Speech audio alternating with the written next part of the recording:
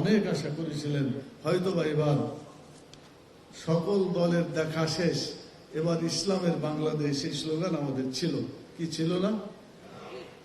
এবং লোকেরা বলে যে হইলটা কি, সব দেখলাম যে এদিকেই আসছে, কিন্তু রেজাল্টের সময় কাউন্টিং করার সময় 2-3 ঘন্টা সময় অন্ধকারে রেখে কি যে ঘটে গেল বাংলাদেশের নির্বাচনের ইতিহাসে, দেখা গেল যে সব উলট পালট হয়ে গেল। ওই জন্য আমরা চিন্তা ভাবনা করে মনে করছি 3টা পদক্ষেপ নেওয়া দরকার।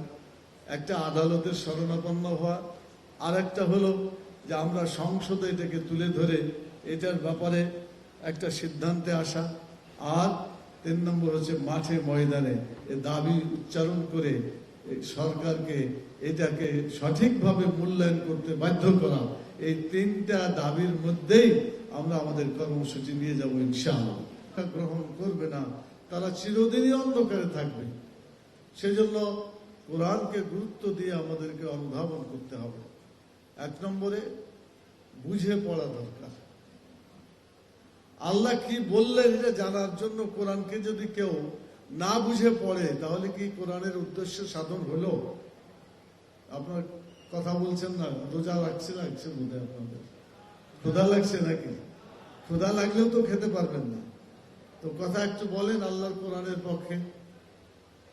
আমি যেটা আপনাদের কাছে বলতে চাই সেটা হলো, কোরআনকে যদি বুঝা না পড়া যায়, না পড়া হয়, তাহলে কোরআন থেকে কিছু পাওয়া যাবে?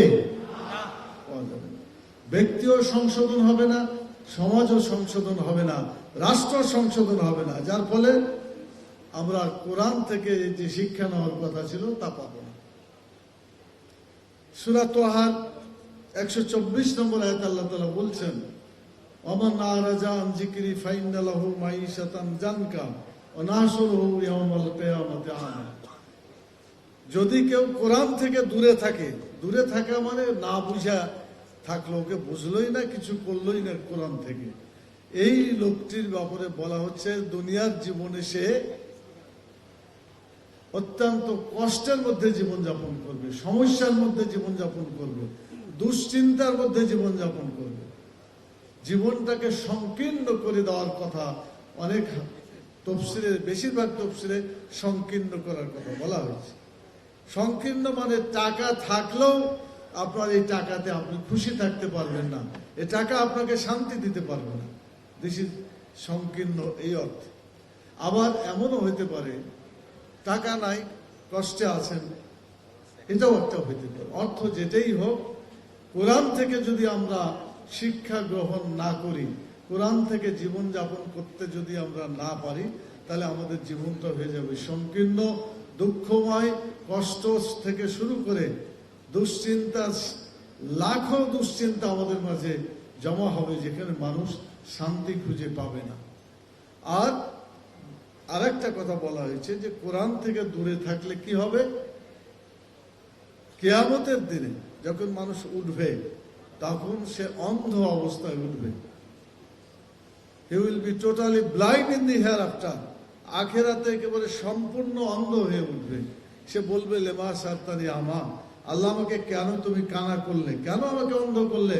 অকাদ কুন্ত বাসিরা, আমি তো দেখতে পেতাম দুনিয়াতে, চোখ দিয়ে অনেক কিছু দেখেছি, আমার পিতা মাতাকে দেখেছি, আমার স্ত্রীকে দেখেছি, আমার ছেলে মেয়েকে দেখেছি, তোমার প্রাকৃতিক দৃশ্য যত ছিল সব আমরা দেখেছি, আজকে কোনো চোখ নাই, আমি কেন অন্ধ হলাম? আল্লাহ তাআলা জবাব দিবেন সেখানে যে আমি তোমাকে আমার আয়াত দিয়েছিলাম, এই আয়াত তুমি ভুলেছিলে, এই জন্য আজকে আমি তোমাকে ভুলে গেছি। সম্মানিত আজকে রোজাদার ভাইসব, আমরা কি সিদ্ধান্ত নিতে পারি কোরআন আজকে আমরা যেভাবে পড়ছি না বুঝা, গোটা জাতিকে আমরা কোরআন বুঝানোর জন্য চেষ্টা করব। আমরা তো পড়ি, এখানে যারা আছেন সংগঠনের সাথে, দি ফোরাম অফ ইঞ্জিনিয়ার্স, এই আর্কিটেক্ট, আপনারাও পড়েন, বাংলাদেশ জামাত ইসলামী, ইসলামী ছাত্র শিবির সহ যারা কোরআনের আইনে দেশে চালু করতে চায়, সবাই কোরআনকে অর্থ সহ পড়ার চেষ্টা করছে। আমরা গোটা জাতিকে কোরআনের দিকে টানতে চাই, সেজন্য আমাদের শিক্ষা ব্যবস্থায় কোরআনকে বাধ্যতামূলক করতে হবে। আজকের আমাদের চূড়ান্ত দাবি, কোরআন থেকে যে জাতি যে দেশ, যে রাষ্ট্র দূরে থাকবে, তারাও অন্ধ জাতি হিসাবে, অন্ধ রাষ্ট্র হিসাবে পরিচিত হবে। দুনিয়াও কঠিন শাস্তি তাদের হবে, আখিরাতে চূড়ান্ত শাস্তি তাদেরকে ভোগ করতে হবে।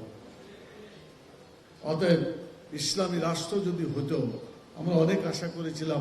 আগামীর অগ্রগতির ভিত্তি আনোয়ার ইস্পাত, স্ট্রংগেস্ট স্টিল সিন্স 1978। আমরা অনেক আশা করেছিলেন হয়তোবা এবার সকল দলের দেখা শেষ, এবার ইসলামের বাংলাদেশ, এই স্লোগান আমাদের ছিল, কি ছিল না? এবং লোকেরা বলে যে হইলটা কি, সব দেখলাম যে এদিকেই আসছে, কিন্তু রেজাল্টের সময়, কাউন্টিং করার সময় 2-3 ঘন্টা সময় অন্ধকারে রেখে কি যে ঘটে গেল বাংলাদেশের নির্বাচনের ইতিহাসে, দেখা গেল যে সব উলট পালট হয়ে গেল।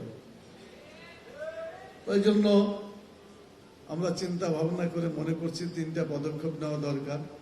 একটা আদালতের শরণাপন্ন হওয়া, আর একটা হলো যে আমরা সংসদে এটাকে তুলে ধরে এটার ব্যাপারে একটা সিদ্ধান্তে আসা, আর 3 নম্বর হচ্ছে মাঠে ময়দানে এ দাবি উচ্চারণ করে সরকারকে এটাকে সঠিকভাবে মূল্যায়ন করতে বাধ্য করা।